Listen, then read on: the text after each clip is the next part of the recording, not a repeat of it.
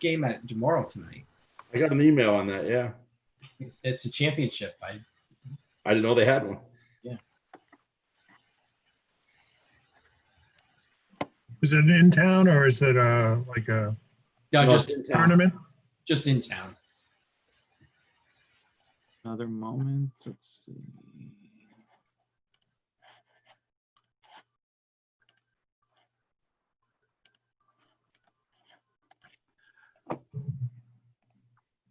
Okay, thank you. Recording.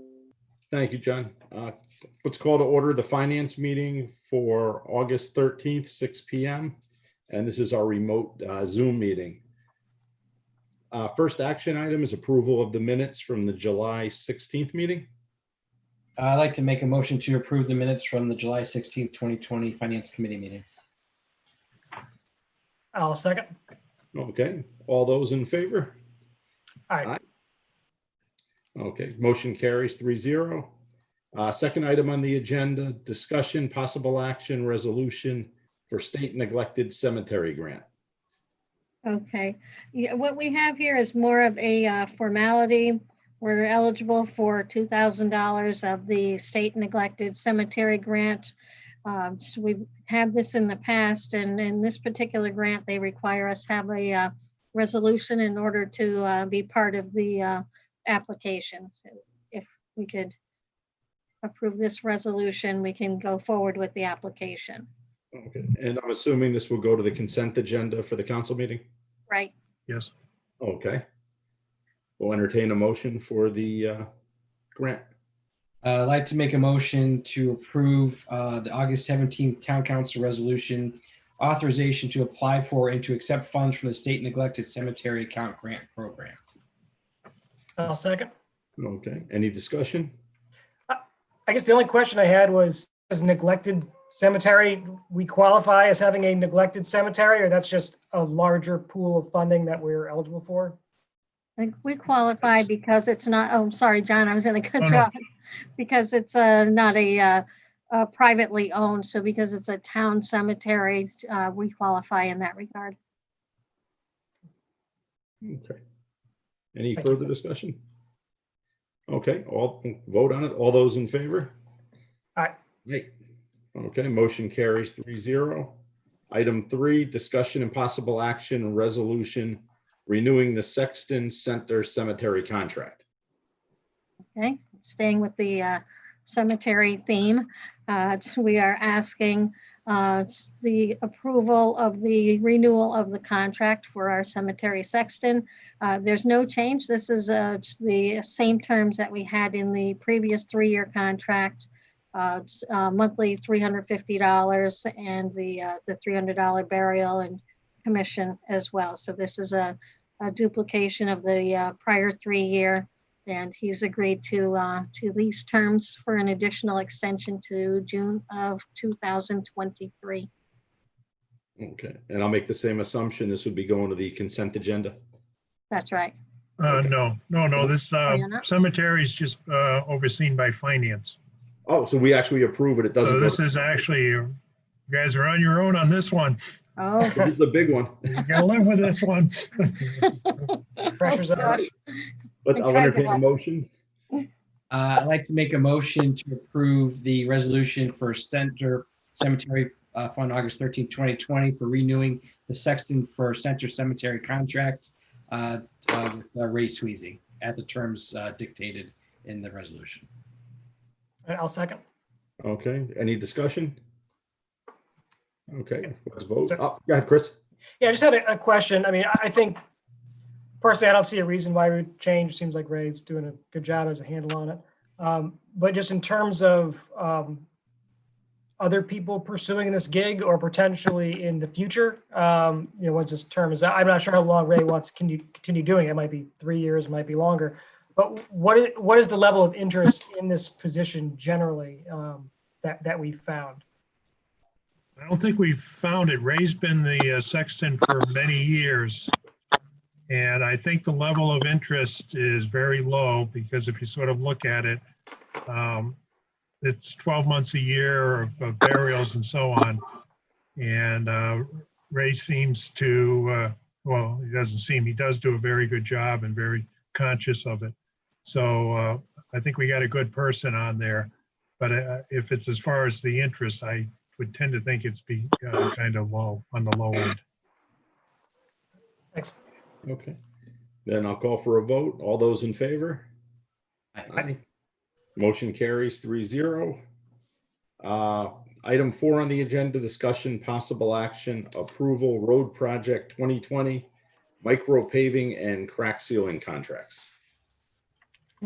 We actually have two resolutions here. One is for Indus and the other is for the Gorman.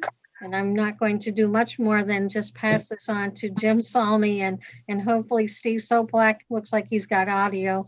So we'll let them, you're there, Steve? Great.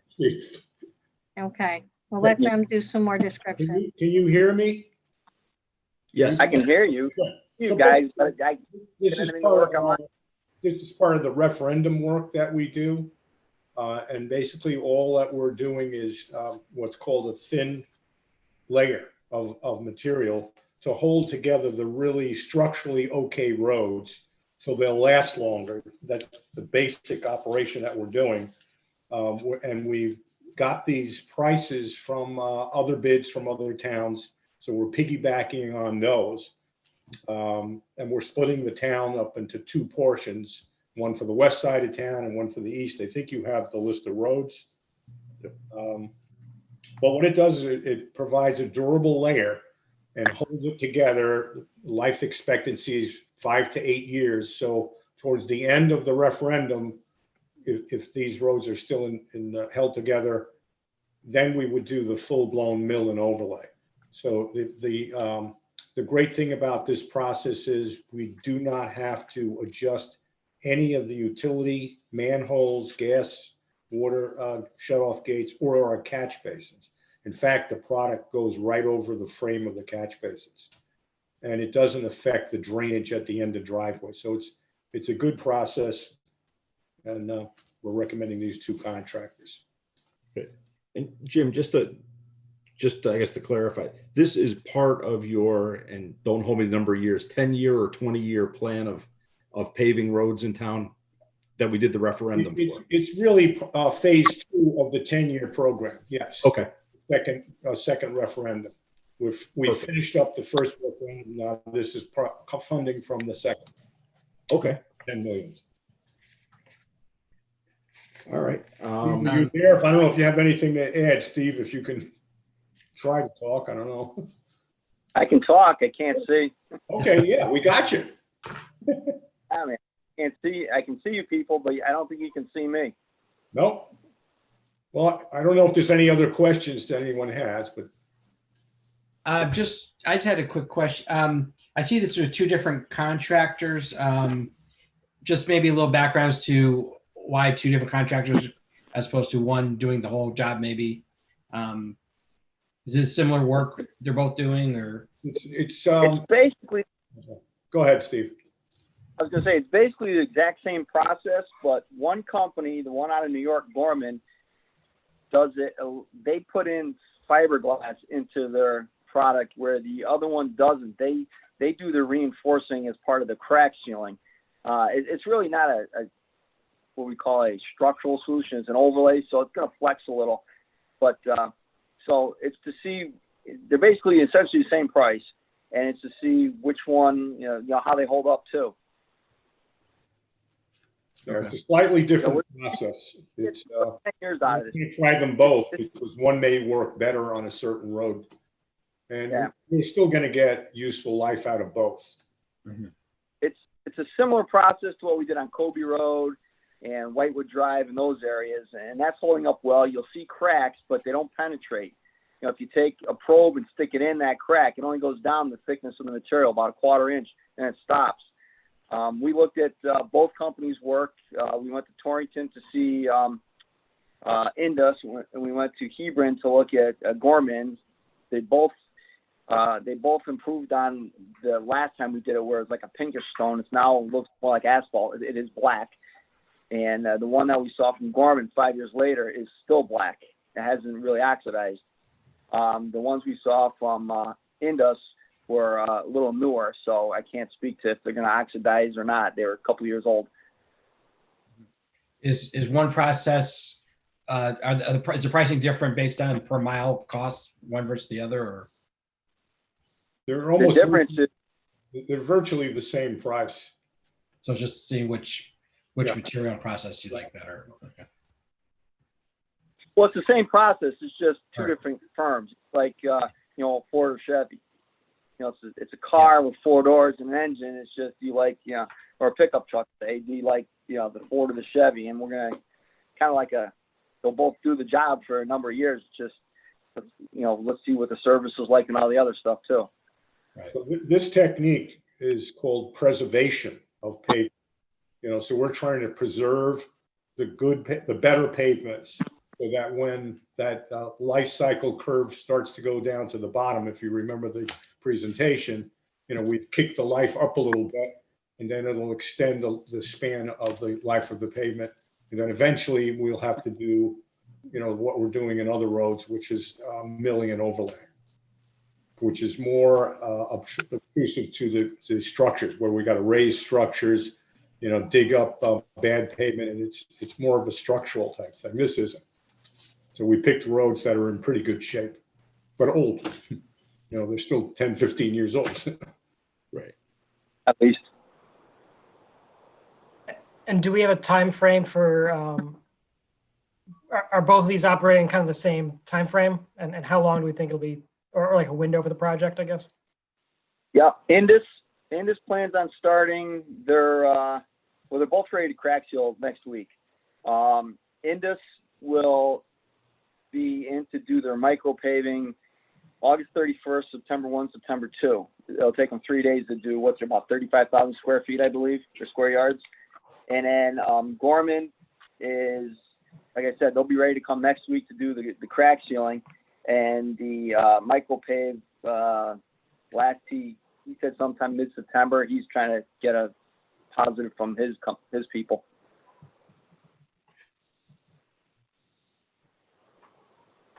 Okay. So I guess we have two separate resolutions to approve to send to the council. And again, now I'll ask, these will go to the consent agenda. Yes. All right, I got this one right. I did too. All right, so I'll entertain a motion for the first resolution. Okay, I'd like to make a motion to approve a town council resolution, August 17, 2020, approval for the for the road project 2020, micro paving and crack sealing with, where's the, Indus? yeah, I'm trying to see where the company is listed here. Yeah, Indus is the name of the company. Okay, yeah. Yes, I'm trying to see, is it listed in, is this shown in the resolution? It is Yeah. in report and Second recommendation. line. Oh, down Good there. word. It kind of blends in after engineering department. Gotcha.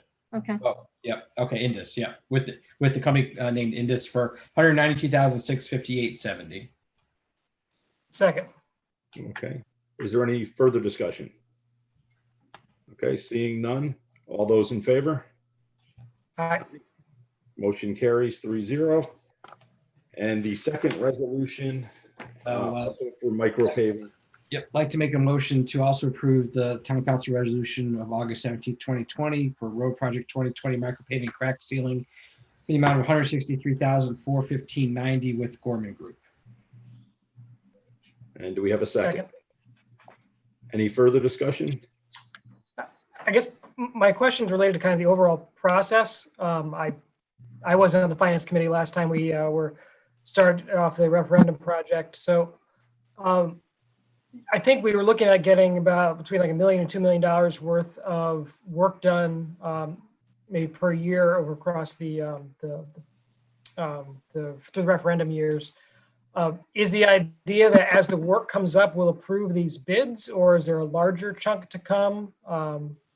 How can you, I guess, walk us through how that's going to work for the project, for the phasing of the project? Well, Speak to the project. Mr. Mayor will have to speak to the funding, but we've already done our first round of mill and pave this year. That was on the Lakeview Lake, Andover, Hidden Valley, about 8 or 9 streets. And the second phase will be on the Bayberry, Wright Road area. That's going to be coming up September also. And I don't know if we've traditionally gone before the Finance Committee for each one of those. I'm not sure. Well, And, this is sort of, this is a new. new approach that they're trying. And so it's a combination of bringing it to the Finance Committee attention and listing the roads that are being done.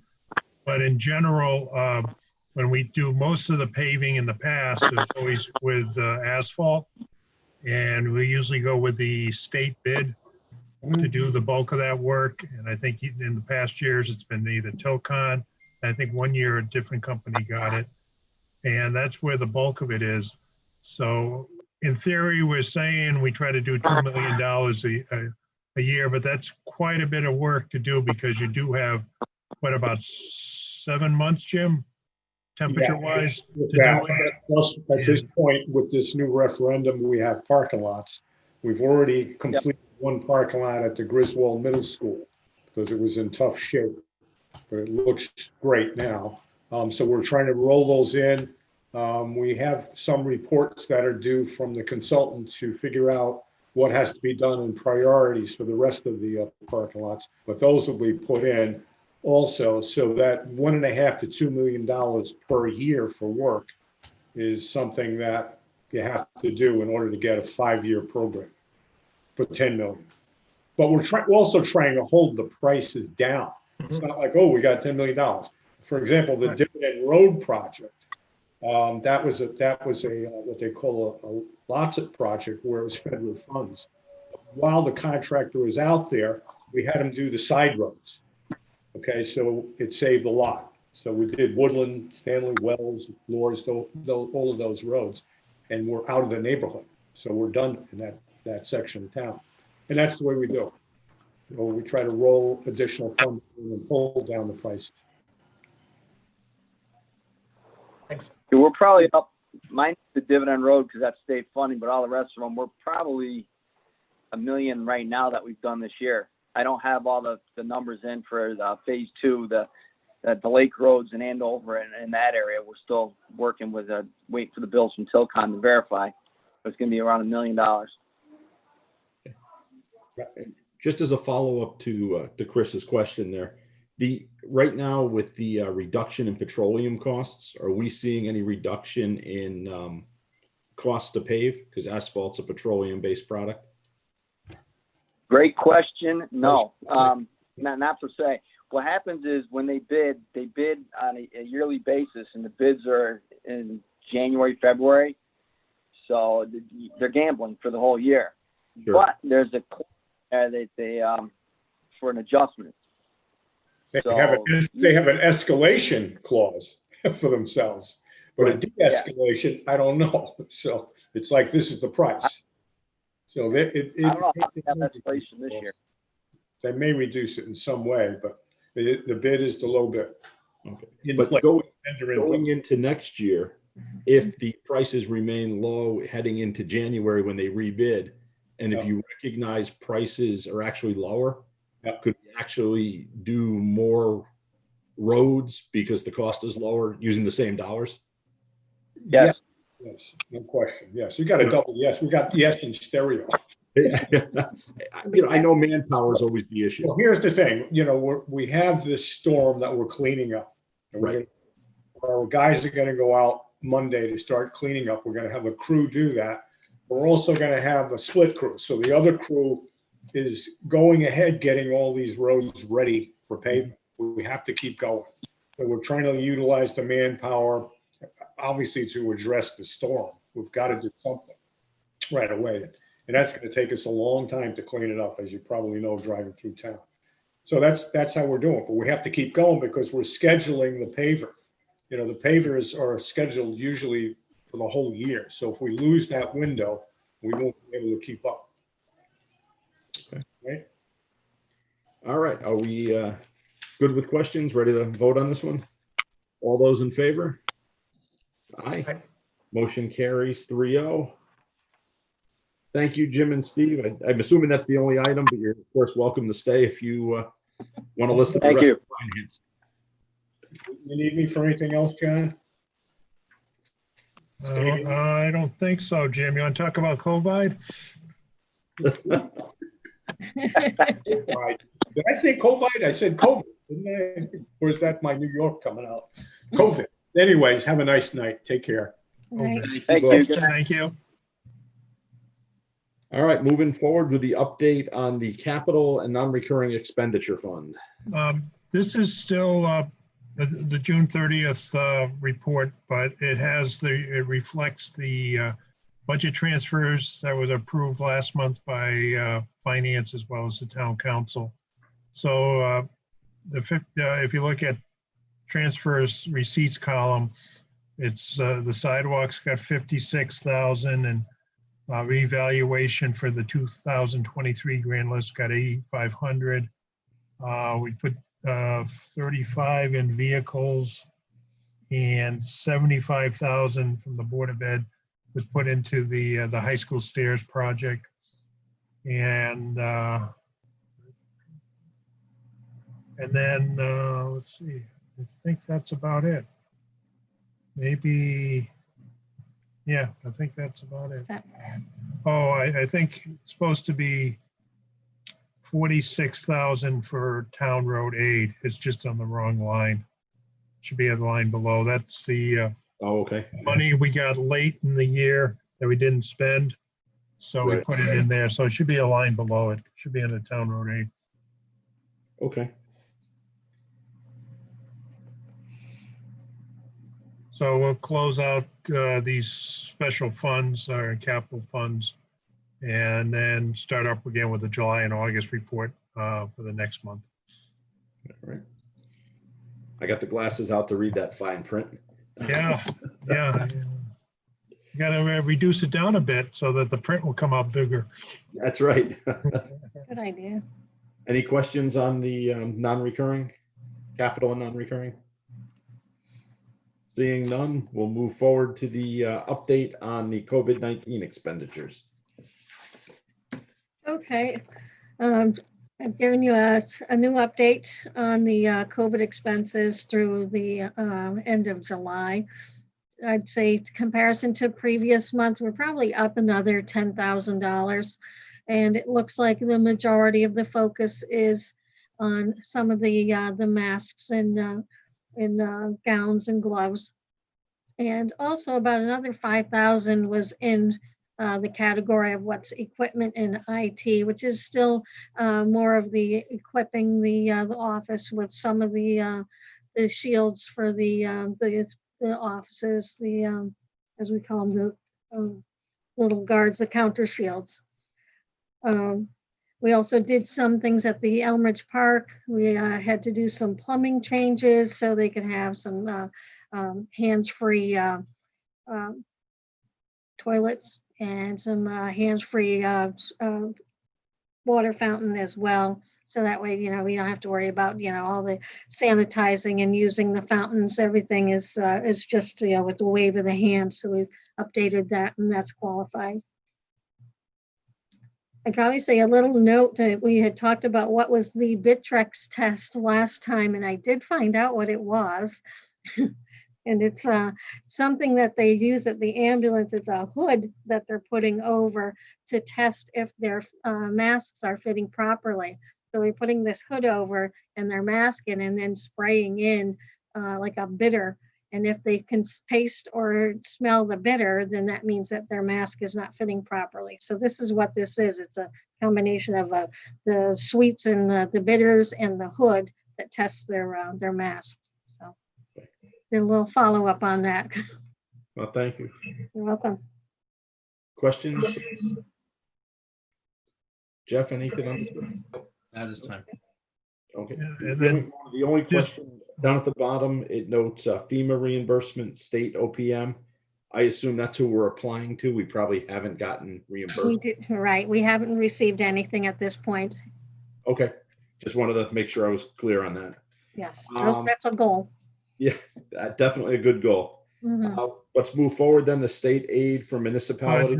just a brief, before we leave FEMA, we also acquired, Mona acquired another FEMA job relating to the storm. And she's working with, oh, you can elaborate more on what you're doing, but part of it is you gotta, the town has to put together, was about estimates of what we think our damage is gonna be, Right. forwarded to the state, and the state pulls in, I guess, numbers throughout the state from other towns. And I believe like Connecticut has to come up with about 5.5 million in damages in order to qualify or get a high percentage of reimbursement from FEMA. Right. Yeah, so at this point, we're working with the Parks Department, Highway Department, facilities, and gathering all of their overtime hours. We also get benefit for, you know, the value of the equipment, the chainsaws, the trucks they were driving, the backhoes. So we're trying to get some values to that. It's a quick turnaround, but at this point, it's a preliminary number, which is due for next week. And then, of course, you know, after that, if we do pass that threshold, we'll be expected to give more detail, you know, time cards and so forth. But it seemed to be, and of course, with each, we're listing each street and the type of work that was involved, and they want photos attached with it as well as GPS sites. So we've got the crews quite busy and quite a number of photos, but there was a good deal of damage. I think we've had, at this point, I've already entered over 30 streets that had some kind of impact, including parks as well. So we may be able to do an update on that. Is that something where, when that's done, we can, because I'd be interested in that. I'm sure other people would too. Is that going to be a next month's report or whenever it's completed? I think it's something we can do, definitely. Give an update. And Mona, as part of that process, does that also include where you had to bring contractors in to do work? Yes, it will. Yeah, and so far the contractors that we are using or have used was the tree company that's come out, did a lot of the parks work. And then we will be having a contracted company coming out doing the tree grinding work. We haven't had a quote on that, but we're going to at least get an estimate that we can put into our numbers so we can send it out for next week. Okay. Very good. Mhm. All right. Let's move forward then to state aid for municipalities 2020-2021. Okay. Well, this is the new page for 2021 on the state revenue. That's the good news, I would suppose. On the opposite side is we had through July not received any state revenue. We did get the town road aid just a week after, I think it was August 3rd. So we received town road aid money, 173,000. So we'll see a number in there for next month. Well, actually, that's good news because we were worried about that last year. So at this point, this will be the format that we'll look at for state revenue. And at least at this point, we're budgeting what was anticipated from the governor's numbers, and we'll continue to monitor that throughout the year. Okay. I guess I'm going to assume we won't have much in the way of questions because they're all zeros, but I'll open it to if anybody has any. No. All right. Let's keep going then with the monthly financial report, July 31, 2020. Okay. The first page we'll do is the tax collectors revenue. Probably something to talk about on there. In comparison to last year, obviously we're at 43%. Last year it was at 50%. So looking at that difference, obviously that is due to the deferred program. We did a review, kind of looking at where some of the issues are, and separating it out. And looks like motor vehicle tends to have at this point about $1 million difference. So last year, motor vehicle, we had a collection of just that category at about 77%. And right now we were at 52% of collection. So I think we have the potential of having a problem there. Of course, people will have until October 1st to make their payments, but we thought that was a considerable difference. Percentage-wise, dollar-wise, not as serious. Personal property is actually right in the same area. It was 34% last year and 33% this year. So personal property doesn't seem to be impacted by the deferral. Real estate, on the other hand, last year was at 43%, and now we are looking at about 38%. What we did find is, so that's about 3.5 million, in comparison from the one year to the other. About 2.6 million is probably 10 large taxpayers in itself. So even though we're seeing real estate being a large difference percentage-wise, we've really got some of the larger commercial taxpayers.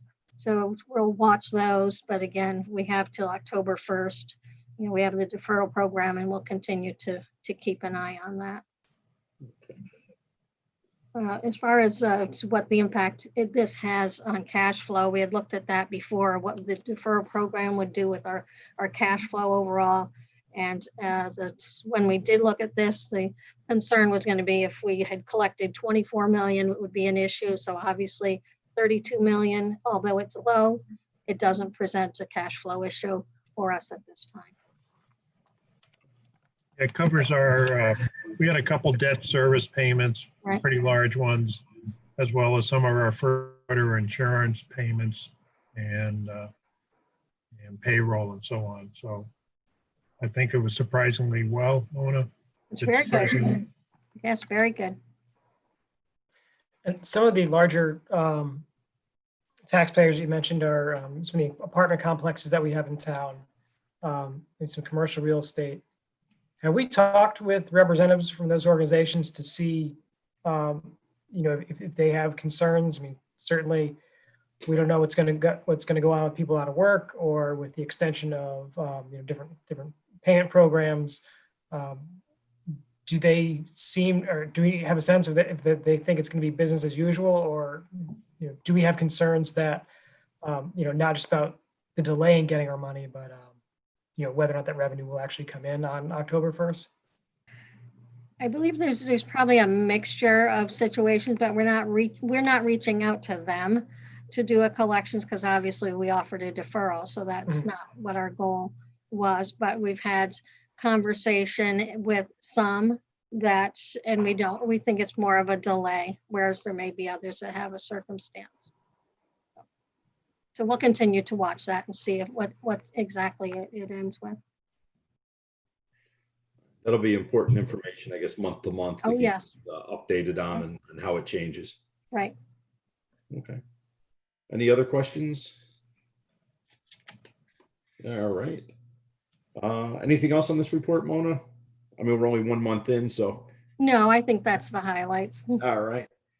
Then we can go ahead to the monthly financial report. Okay.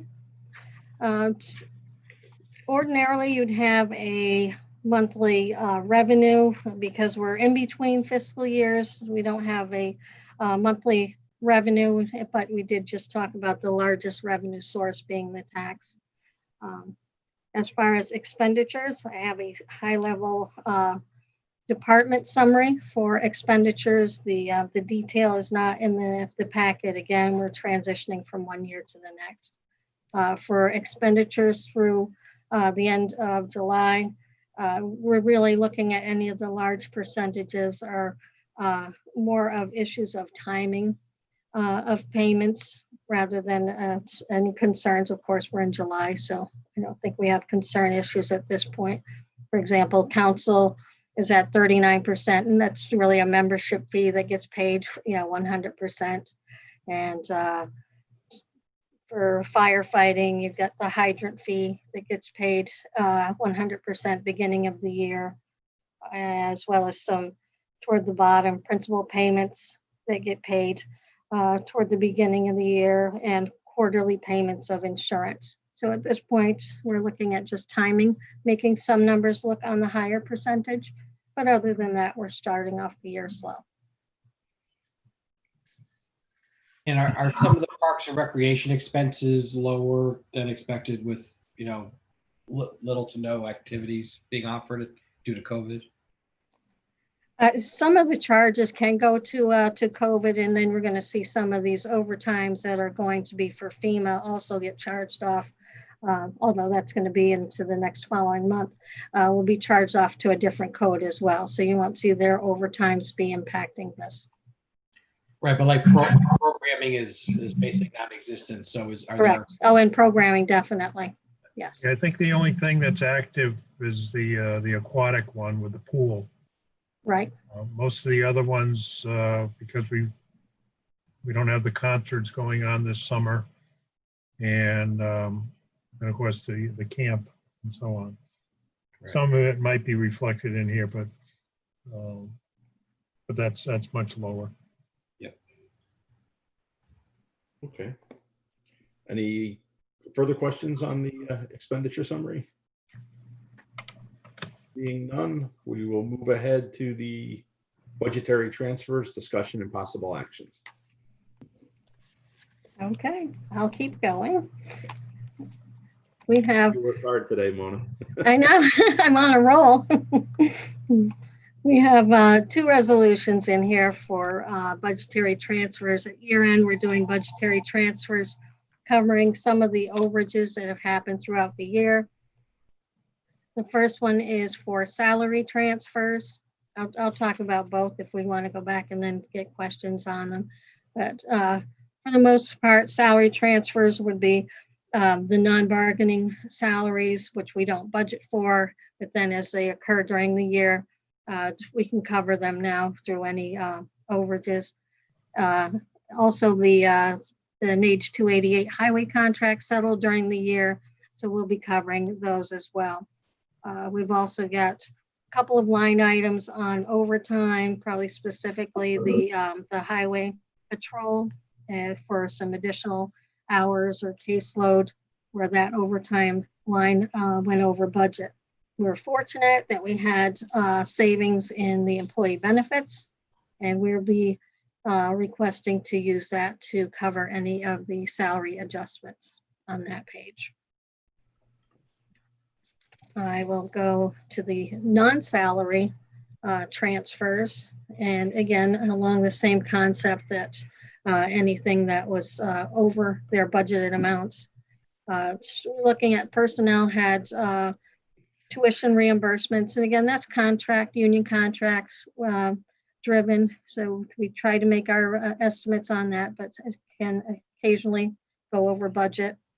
We've had some OSHA requirements for respirator exams that was unbudgeted to cover some software overages on assessors, tax, and town clerk. We had upgrades for the most part on those.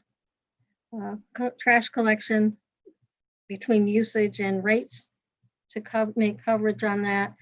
And we were fortunate to have a savings on the salt highway road maintenance to be able to absorb those overages. So if we were able to make those transfers, that could bring our departments to be in balance, and we could present that for year end for our audit.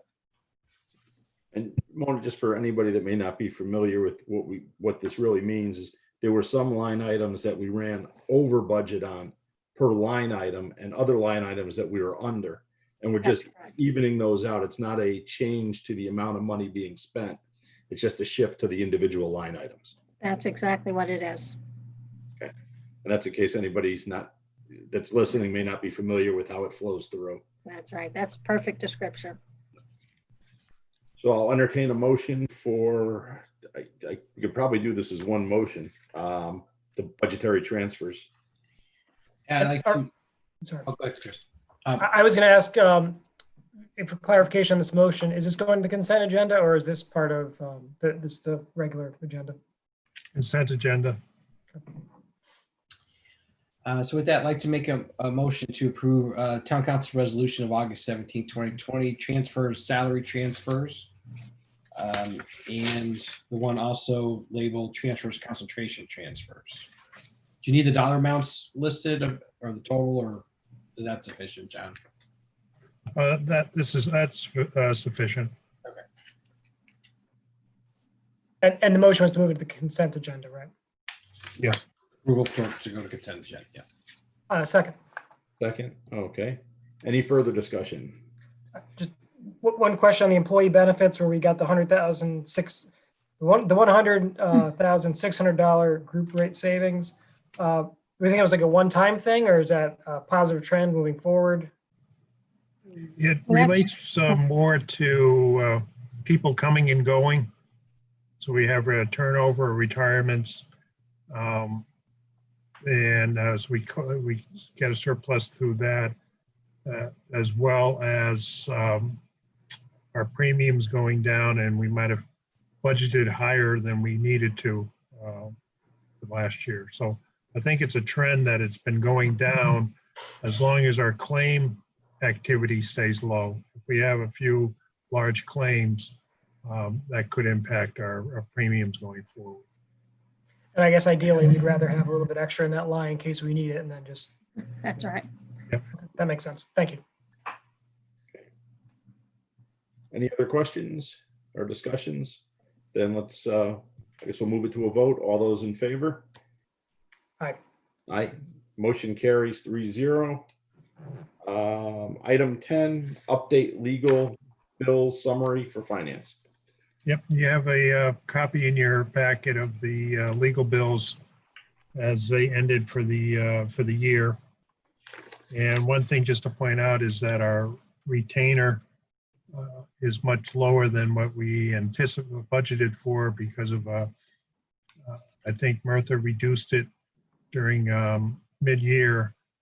And even on some months, if we have very little use activities, they have reduced even the retainer down a bit.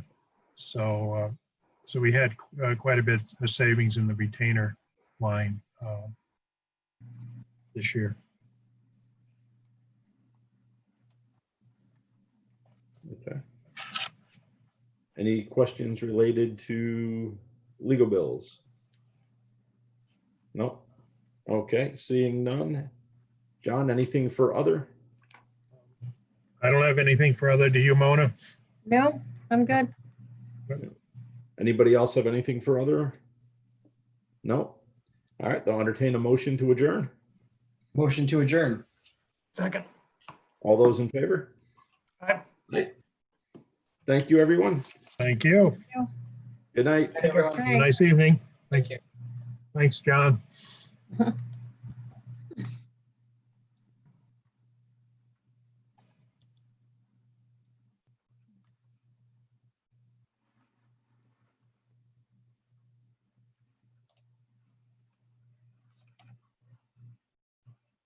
The thing will go.